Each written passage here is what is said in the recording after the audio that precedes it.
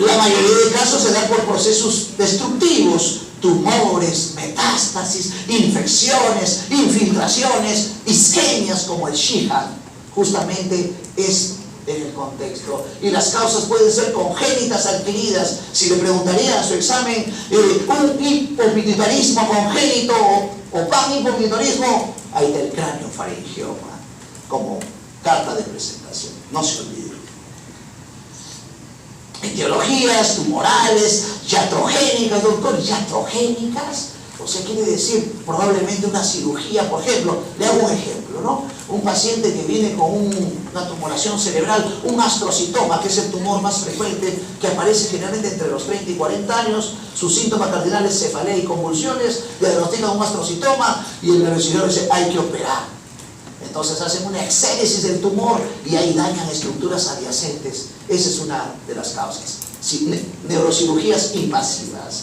Autoinmune, ¿qué, doctor? La hipófisis igual que el riñón, igual que la tiroides, igual que la piel. ¿Hay fenómenos autoinmunes? Sí. La hipofisitis autoinmune, que también es una causa de panhipopituitarismo.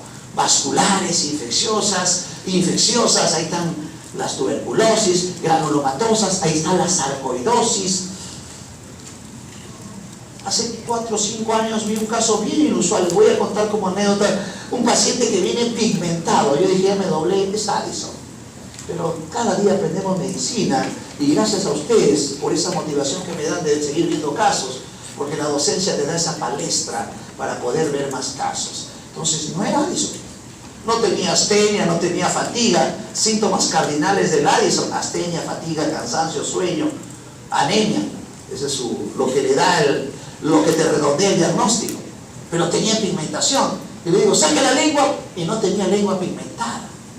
Estaba en mis ojos viendo una hemocromatosis. Y la hemocromatosis, que es una alteración de la alteración del fierro, que produce cirrosis, que produce miocardiopatía, disfunción testicular, puede producir también hipopituitarismo. Pigmentación con hipopituitarismo puede ser hemocromatosis, mucho más si el paciente tiene alteraciones del hierro.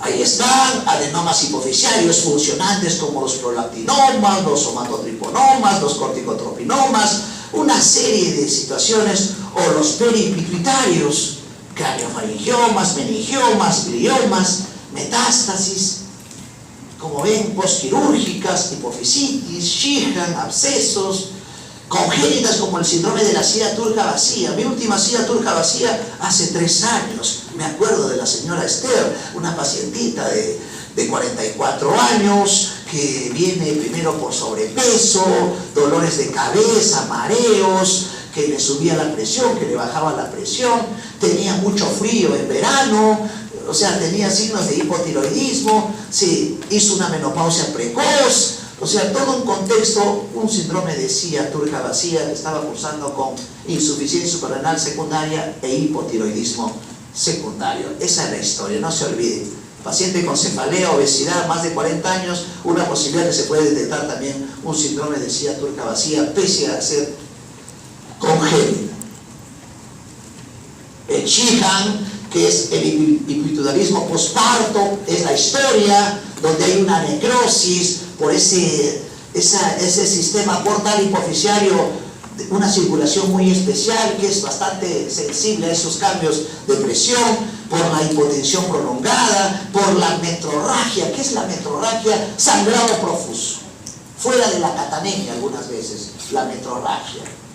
El síntoma cardinal, la agalactia y la menorrea. No se olviden, agalactia, menorrea, piensen en Sheehan. Miren, es un término muy vetusto, del año 1937, ¿no?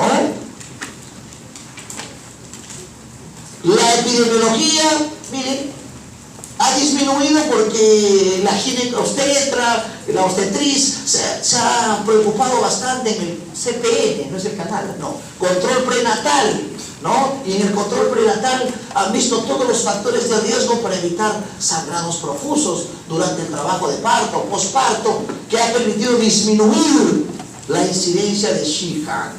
Ahorita les voy a mostrar un trabajito que hicimos hace muchos años en mi hospital, donde hicimos una revisión de Sheehan. Y algunos estudios epidemiológicos también, pero como ven ha ido disminuyendo porque se está haciendo prevención, se está haciendo educación, concientización, que es clave para prevenir enfermedades o eventos. Hasta ahora, 2016, 4 de la tarde, no se sabe todavía claramente toda la fisiopatología. Se dice que es el infarto secundario, la pituitaria, no se sabe si es un vasoespasmo, si es una trombosis o una comprensión vascular, ¿no? Ahí están las referencias, siempre basamos nuestra literatura en medicina basada en evidencias, y ahí está, ¿no? La patogénesis, hay una hiperplasia del lactotropo durante el embarazo, que produce un aumento de la glándula pituitaria. Esa es una pregunta de siempre, ¿no? Me lo hicieron cuando yo era alumno y llevaba ginecobstetricia. ¿Qué glándula aumenta de peso en el embarazo? Ya tienen una. La otra es la tiroides, ¿no? Pero ahí tiene una. Y en el contexto también, ¿no? Mecanismos de las células endoteliales, la agregación plaquetaria. Se dice que hay una explicación autoinmune que tampoco está clara, de anticuerpos antipituitarios, pero en realidad todavía hasta el año 2016, en el cual estamos, no hay nada totalmente claro. La clínica sí es clara, ¿no? Como ven ahí, puede ser un hipopituitarismo parcial o total. Seguimos diciendo que vemos enfermos y no enfermedades. Y en el contexto es una mujer con historia de hemorragia postparto, la falta de lactancia, amenorrea, o incluso, no siempre amenorrea, sino oligomenorrea después del parto, te conlleva a pensar que la paciente probablemente tenga un Sheehan. Ahí está, historia postparto, lactancia insuficiente, hipopigmentación, ¿no? Astenia, una serie de sintomatologías que se pueden presentar, muy vasta, muy vasta.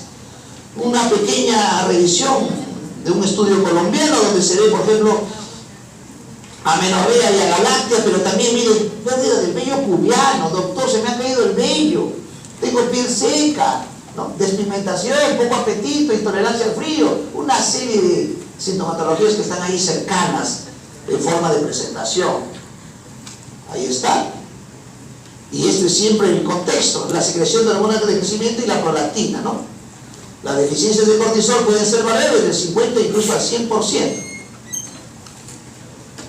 Disfunción de la hipófisis, hay un hipotiroidismo secundario, disfunción de la neurohipófisis en un 5%, o sea, puede haber diabetes insípida. El diagnóstico es la historia clínica. La historia clínica. Luego ustedes tipifican en un plan de trabajo prolactina, T3 libre, T4 libre, TSH, cortisol, una serie de pruebitas que te van a ir, digamos así, redondeando el diagnóstico. Diagnósticos radiológicos, para ver, por ejemplo, el síndrome de silla turca vacía, alteraciones hematológicas que se pueden presentar en un Sheehan, diagnósticos diferenciales, como presentación. Rápidamente, es un estudio que se hizo en el hospital, miren, ya no nacía todavía, y en el contexto, y ahí está, ¿no? Un estudio de 16 a 70 años, la conclusión, ¿no? Miren, amenorrea como síntoma cardinal, y agalácteas casi cercano, amenorrea, agaláctea, no hay pierde. Literatura Hospital Loaiza, literatura extranjera, no cambia, no ha cambiado desde el año 92 al año 2016. Dentro de los electrolitos puede haber una alteración del sodio, hiponatremia, pero es más de hipotiroidismo primario la hiponatremia, más que de Sheehan. Y el potasio generalmente se mantiene dentro del rango. Conclusión de este pequeño estudio: en todos los pacientes hubo algún grado de disminución de la secreción láctea y ciclo menstrual, no hay pierde ahí. Hubo grados variables, cada paciente es distinto, responde de forma diferente a la enfermedad, una genética única. Y en el contexto ahí vemos grados variables de hipotiroidismo, de hipogonadismo, de hipocortisolismo. Y aquí vamos a ver rápidamente para que ya quede bien claro que la hipofunción de la hipófisis es hipopituitarismo, es probablemente Sheehan a la cabeza como parte del diagnóstico. Ahí está, es una pacientita que ingresa con trastorno de conciencia, miren, y conducta. Parece un paciente neuropsiquiátrica. Y en el contexto se encuentra que es un chica, pero uno ve la fase de la paciente, ¿no? Tiene zonas de hipopigmentación y zonas de pigmentación, sobre todo en las partes de las chapetas, ¿no? Si lo notan, se dan cuenta, ¿no? Y ven ahí una masa celar. Una paciente mucho más notoria porque tiene cejas ralas, algo abotargada, y también se demuestra una masa celar con panhipopituitarismo. La palidez, la anemia, es otra carta de presentación de las endocrinopatías. Anemia, hipotiroidismo primario, secundario, anemia, Addison, anemia, hipotiroidismo con macrocitosis, justo el paciente que hemos visto hoy día, anemia, el hipertiroidismo por hiperconsumo de vitamina B12, anemia megaloblástica. Son las patologías endocrinológicas que cursan con anemia. Y hay dos que cursan con policitemia. Más frecuentemente el Cushing y en segundo lugar algunas veces el feocromocitoma. Y en el contexto, esta diapositiva se pasó, me emocioné. Ahí está el Sheehan, ahí está, miren las cejas ralas, el color, estoy seguro que de lejos lo están viendo mejor. Sí, doctor, tiene dos tonalidades su fase, zonas pálidas y zonas de pigmentación. Y van a ver, si tienen la oportunidad de ver un Sheehan, la hipopigmentación de los párpados. Es una característica, yo le llamo el signo del oso panda. ¿Ya? Paciente mujer de 48 años con historia de amenorrea postparto, ahí está la historia. Ingresa después de 15 años, miren, con síntomas de insuficiencia suprarrenal, o sea, astenia, fatiga, cansancio, frialdad y consecuencia de un panhipopituitarismo postparto. Otra pacientita donde lo que quiero revelar a ustedes es la ausencia de vello axilar pubiano, que es la característica de los pacientes con Sheehan, ausencia de vello axilar y pubiano. Por supuesto, tienen que descartar una patología, la cirrosis. La cirrosis también da ausencia de vello axilar y pubiano, como estigma hepático. Fase característica, algo abotargada, pero no es renal, la palidez, la pigmentación a nivel de las alas de la nariz, escasas, cejas, pero la ausencia de vello axilar y pubiano y la historia de amenorrea y adalactia probablemente te redondean esa ecuación de diagnóstico. Miren, esta paciente también, zonas de palidez con zonas de pigmentación, eso es Sheehan. Las cejas también raras, sobre todo en la parte del tercio externo, y viene con trastornos de conducta. Me acuerdo de una señora de 45 años, ya el esposo le está llevando al psiquiatra, doctor, el climaterio, la menopausia, no sé qué hacer con mi esposa, y ya se imagina, ¿no? Y en el contexto era un Sheehan. Le dimos hormonas tiroideas, le dimos cortisol, y el esposo se estaba quejando, ¿no? Por otra cosa. Y miren, igual, de lejos se ve mejor, palidez, con pigmentación en las partes cigomáticas y la ausencia del vello axilar. Y la historia de la metrorragia o la hemorragia. Esta es más notoria del contexto. Palidez con pigmentación, melasma. Saca la lengüita a la paciente, pero tiene la historia de galáctea, para demostrar que generalmente en hipotiroidismo secundario no hay macroglosia. La macroglosia es más de hipotiroidismo primario, no se olviden. Otra pacientita, miren, con esa palidez, ¿no? Ese cansancio. Hay una característica del paciente, la apatía, la abulia, del hipotiroidismo, del Addison, del desgano.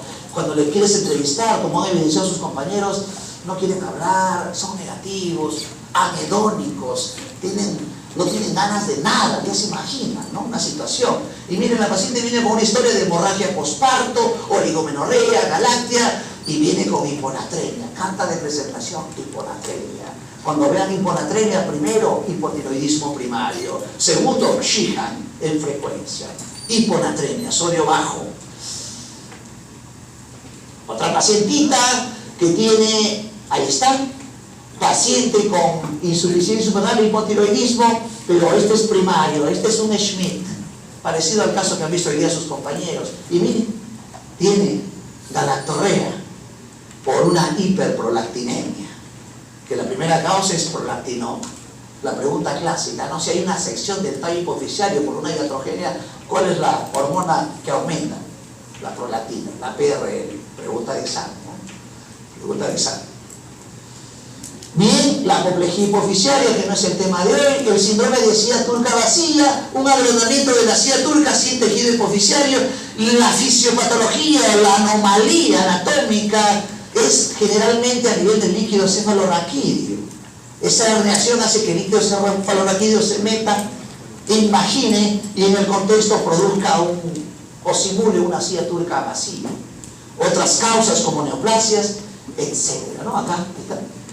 Un hipopituitarismo, ya hemos visto en ese contexto, déficit de hormonas de crecimiento, retraso de la talla baja, una serie de situaciones, déficit de gonadotropinas, pubertad retrasada, en hombres infertilidad, impotencia, en mujeres amenorrea, oligomenorrea, baja de libido, etc.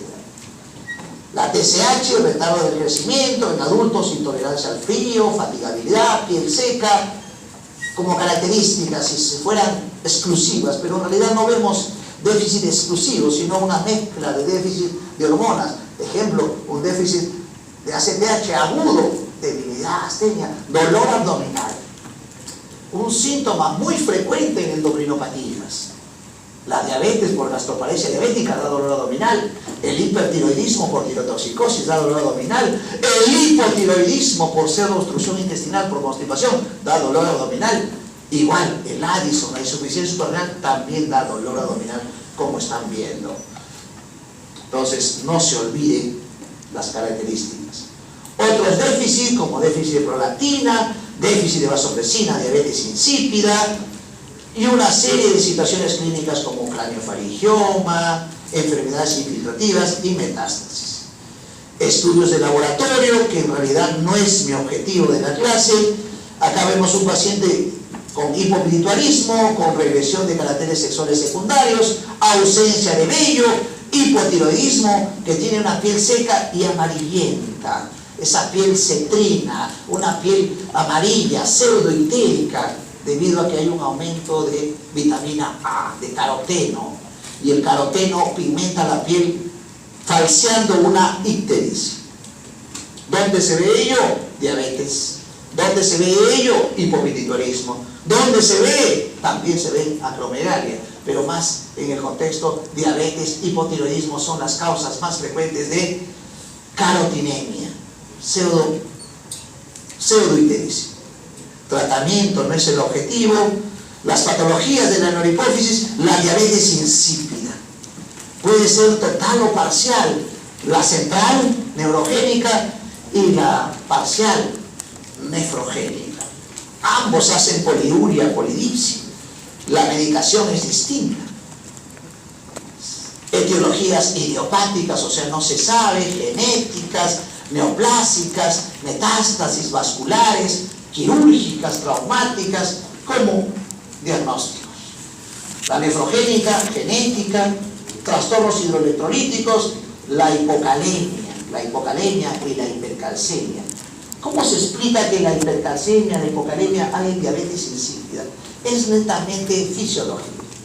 Compite con la coporina, que es la coporina 2, y en el contexto se mete el calcio, llega el ADH y ya no se puede meter porque está el calcio ahí. Entonces hay diabetes insípida y hay poliuria. Igual se mete los receptores del potasio, ya no se puede acoplar el ADH que llegó de la neurohipófisis, por eso hay poliuria. Entonces la hipocalemia y la hipercalcemia, eso es su mecanismo por el cual hacen poliuria. No solamente es diabetes, poliuria. No solamente es diabetes insípida, poliuria, ya tienen hipocalemia, ya tienen hiperparatiroidismo con hipercalcemia como diagnósticos más de poliuria. Manifestaciones clínicas, histación brusca, poliuria, polidipsia, cansancio, fatiga, adinamia, baja de peso, como situaciones. En la gestación también se puede exacerbar y presentar, ¿no? La ADH es degradada por la vasopresina placentaria, se inicia en el parto del tercer trimestre del embarazo, la ADH se encuentra disminuida, pero luego se restaura 4 a 6 semanas después del parto. La inversa, esta es la secreción inadecuada, inapropiada de HAT. En el contexto, si en el otro había falta de ADH, aquí hay exceso de ADH. Entonces, Siempre se pregunta cómo está la orina. Oliguria, bueno, disminución del volumen urinario. SIHAT, donde hay una alteración de la osmolaridad y del sodio. Hay una hiponatremia. Múltiples etiologías postquirúrgicas, estrés, pero en realidad son dos las patologías que causan SIHAT en el Perú: tuberculosis y neumonía. Cáncer pulmonar, la tercera causa. Son las tres causas más frecuentes de SIHAT, secreción inapropiada de hormona antidiurética. Manifestaciones clínicas generalmente relacionadas al sodio bajo, o sea, a la hiponatremia. Bien, vamos a pasar rápidamente a lo que es el hipertiroidismo.